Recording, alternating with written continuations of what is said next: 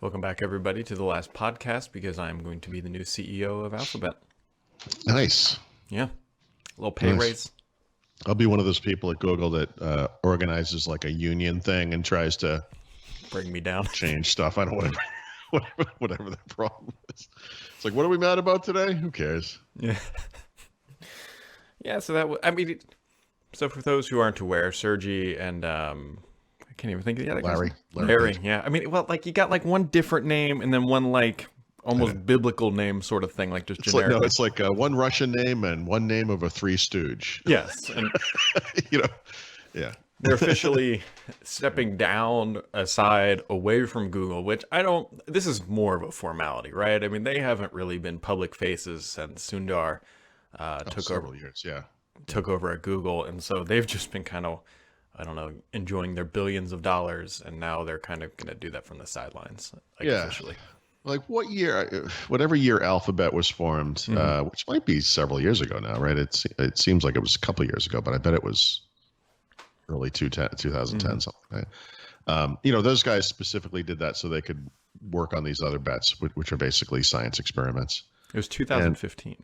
Oh, okay. Actually, that was sooner than I thought, or more recent than I thought. But even in that capacity, they're not really they don't really seem to do much. I mean, which is fine. I couldn't care less. It's cool. But yeah, like you said, I think this change is basically a formality.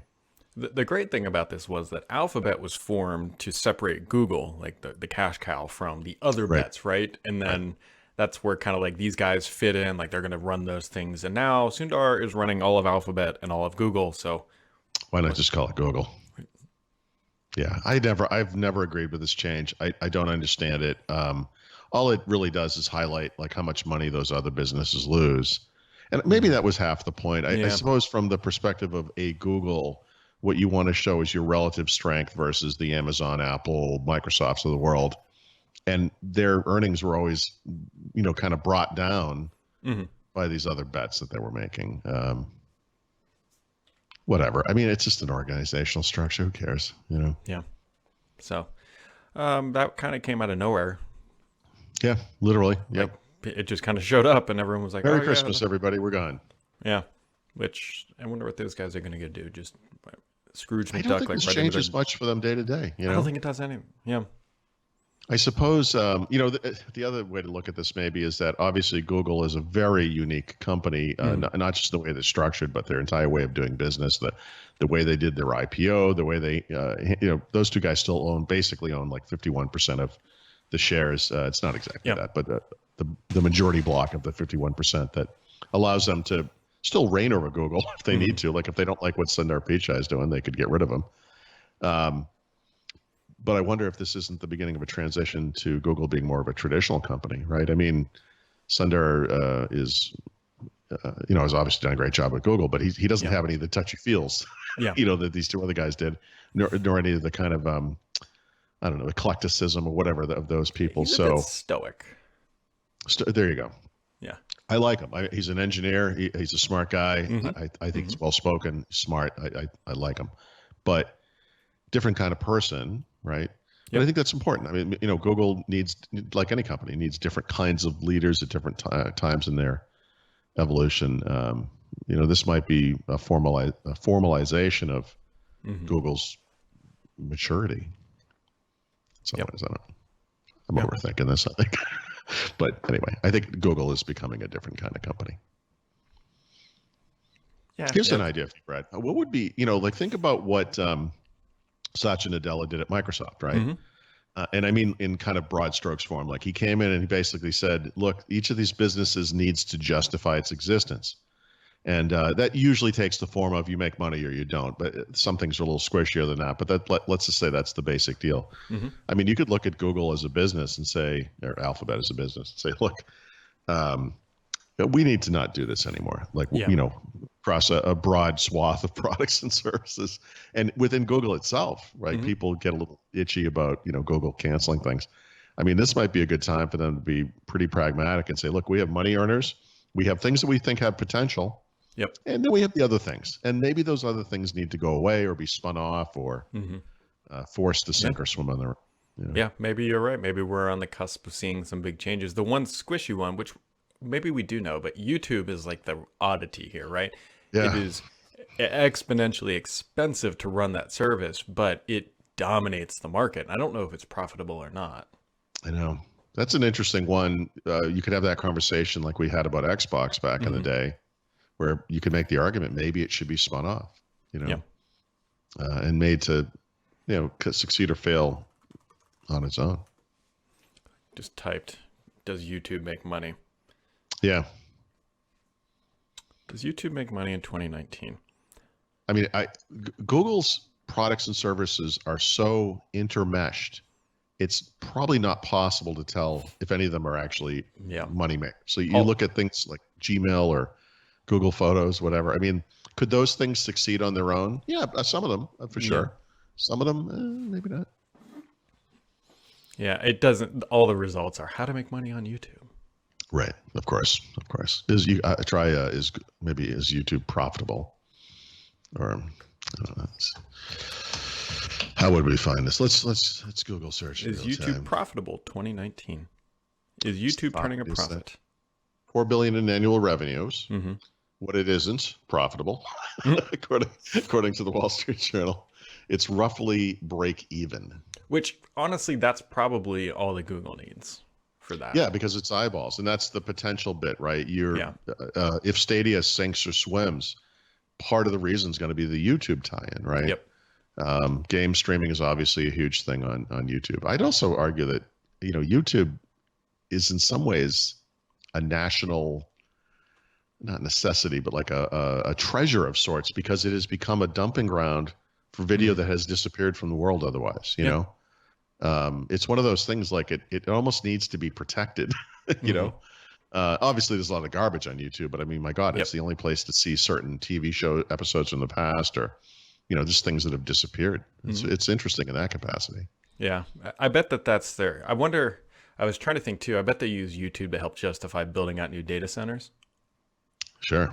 Because I mean, obviously, this is just about as data intensive as it gets when you look at how much data is being uploaded and streamed and all that. I mean, it's a world-class service. So Yeah, I guess I was going to say something like it's rare to see video online that doesn't trace back to YouTube. That's probably not technically true. I mean, I know that Microsoft, if you look at their Ignite videos, they're doing their own thing. I'm sure that there are major publishing organizations like the New York Times, the Wall Street Journal, that might use their own thing or whatever. But I don't know. It seems like oftentimes when you click on a video, it's going to be on YouTube. That's where it goes back to. yeah, yep. Yeah. So we'll see. We'll see what deal. happens here if the hatchet. They're probably going to kill Google Photos because I like it. And, Oh my God, that would be a devastating blow. I don't even know how I would. That would. I just don't. I don't even want to contemplate that. They got rid of Google Reader. I liked Google Reader. I still use something that is like Google Reader today. Yep. I can survive without Google Reader. Like, them dropping that would be devastating. Yeah, because Devastating. it would be. It would be. Other things happening. If you've ever said, "Hey, I want a battery-powered Amazon portable speaker," Right. all your wishes and fantasies are now true. At least if you live in India, because I think that's the only place. Oh, is that that's really the available. only place it is? At first, yeah. No, it's going to come elsewhere, but yeah, for some reason it's going to India first. Maybe the shipping costs are less because they make it there or something. I don't know. Anyways, the other quandary in my life, which I was complaining about on Twitter, which is what I usually do, is I love Sonos, Paul. I love it. I love all of it except for one very annoying problem. Yeah. So there's a feature. I didn't quite understand. I saw your complaint. I didn't quite get what it was. Yeah. So for those who aren't familiar, what Sonos allows you to do is you can group speakers. For example, I have a group in my living room called living room. I have a speaker in my basement called basement. I have speakers in my office that are grouped together, two of them called office. Last night we put up the Christmas tree and I wanted to play Christmas music throughout the entire house. So you hit everywhere, which then unlinks all of those groups and puts it in one group called everywhere. The problem is, I'm sorry. You actually can't. Is that true? You can't multi-select groups to have it go to different, like two of the groups or all of the groups. it breaks the functionality. What Sonos needs is a preset button that allows you to preset how you want your rooms arranged, so that when you undo them, because for whatever reason, you can click that button and it goes back to that preset. It'd be No, great. actually, let me tell you what they need, because Google already does this. It's what they need is the ability to do stereo pairing, and then 2.1, 3.1 pairing if you have like Yep. a living room system, obviously. They need, and then they need the arbitrary ability to create what groups, like you're calling groups, like living room, like you said. Yeah. Um, we have that in Chromecast. Like, so you have, like, we have sunroom, we have living room, we have kitchen. I also created a group I called it Throttle for some reason, but it's all three of those things. It doesn't break the group. It's just another group. Like, you can group them Right. arbitrarily. Yeah. So that doesn't exist. Like, See, you that's can't. dumb. That's dumb. It is, and it's purely a software-driven thing. I mean, all it needs is just a preset. That would be just as Yeah, easy. I mean, and the thing that stinks about this is the scenario you're describing is something you may want to do once to 6 times a year. You might have people over, it's a party or whatever it is. You don't want to you don't want to blow away like the way you organize your home in this app or whatever. Like, that's dumb. That's too bad. Is there? No, I guess there. I was gonna another. No, that's weird. That's just dumb. That's It dumb. is whatever. Yeah. Oh well. It is. And then Qualcomm announced a Snapdragon 865 with more 5Gs and more megahertz. Well, actually, the 865 doesn't have integrated 5G. Of course, they have a modem that will ship with it on board. Yeah. And then the 765 and 765G, for some reason, do have integrated 5G. I don't know. I don't know the particulars there. I'm assuming that the 5G that will ship in integrated form is not as powerful or is directed at specific markets, right? So it could be lower cost to have it on one chip. You might sell it like, to India, China. Maybe they have certain. I know there are different types of 5G. Maybe that's the point. I don't know. I'm sure having it separate gives them a certain flexibility. For sure. I don't know. Yeah. Shocker, though. The next one's called the 865. I think we were all on the edge of our seats wondering what they could possibly name the next flagship. Yeah, I don't know. Yeah. I don't know. So we got that. We'll see that in phones. Probably usually the first phone that gets it that people will buy is a Samsung Galaxy S11 That's right.